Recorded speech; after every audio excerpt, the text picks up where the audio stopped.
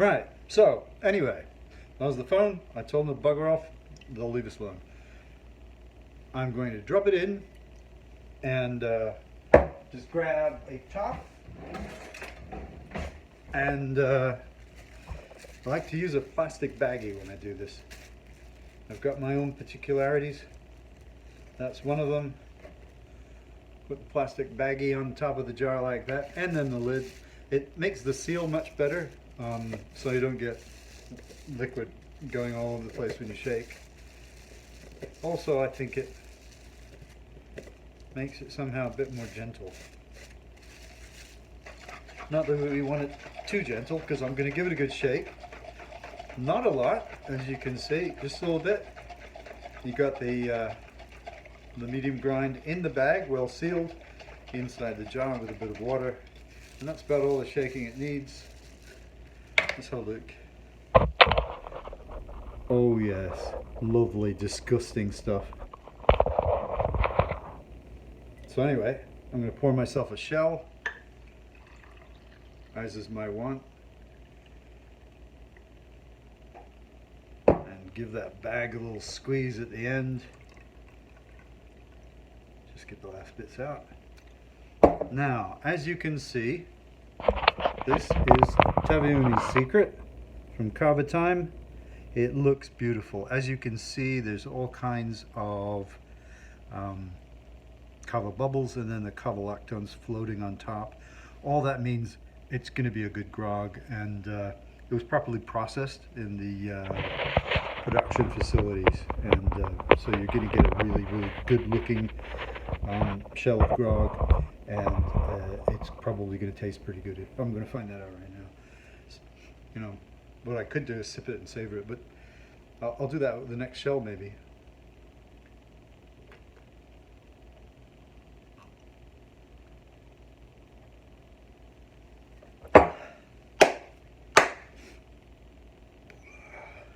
Yes.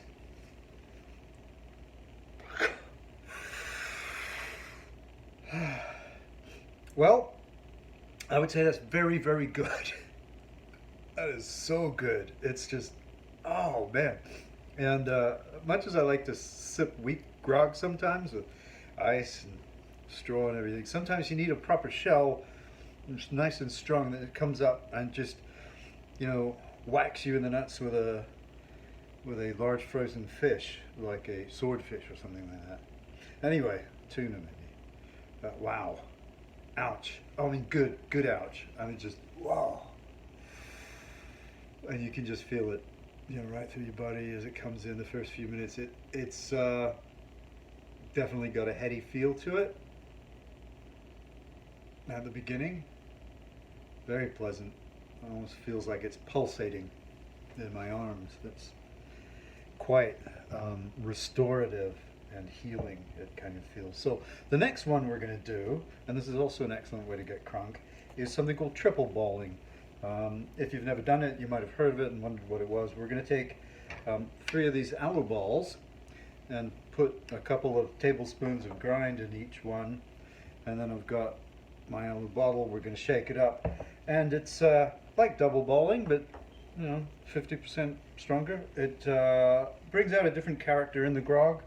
One of the best of all, and I think was the first one I and many other people ever triple bowled, was squanch. And I just did that again last week. And if you ever get the chance, I highly recommend triple bowling squanch Fijian waka. It's quite strong and has quite significant heady components, particularly in the beginning. It's just really good. But so it's virtually impossible to talk about triple balling without mentioning squanch, I think, certainly for myself and a lot of other people, because it's such a classic. And I've never triple bowled this wonderful Taveuni's secret Fijian Kava. It tastes to me like not a straight waka, but a blend with a distinctive Lavena element to it for the flavor anyway, and a bit of the upbeat, uplifting stuff at the beginning, particularly in the first 10-15 minutes. And then as that fades off, as the cavalactones from the Taveuni fade off, you get the heavier waka stuff, the stronger stuff underneath, for a pretty mellow Krunk. Anyway, I've got my 3 bowls in here with some water. Again, I'm going to use a plastic bag. And we have a special top for the AluBalls. And for once, I've got a top that matches the bottle. Maybe not all the bowls. Anyway, again, you know, they say to shake your AluBalls for a minute. And I know people who do it for 2 or whatever, maybe more. I don't know, I just do it till it looks right. Till it looks like what it's supposed to look like. And that's pretty much what it's supposed to look like to me. It's thick with a nice head on top. Nice bit of foam. I love Kava bubbles. They're always a good sign.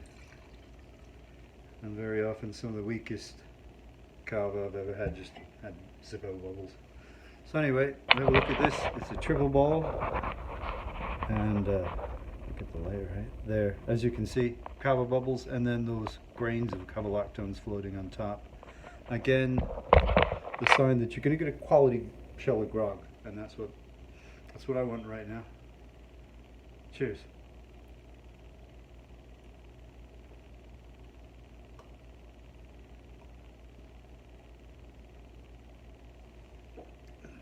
That's nice. Now I didn't make it as strong as the alubag,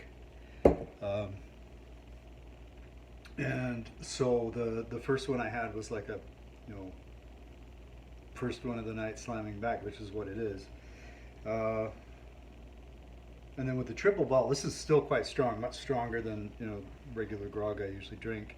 And this is definitely for nighttime. It's nighttime. It's gone 8 o'clock, and it's time to just relax and not be worried anymore by the cares of the day, but just have a bit of grog, some wonderful Kava, and just feel that Krunk coming on. And you know it's going to be a relaxed, pleasant evening. And I thoroughly, highly recommend this outstanding Kava. I've had other Kavas from them that I like even more, but this is absolutely excellent. Particularly for very, very heavy Kava, the Savu Sava is fantastic.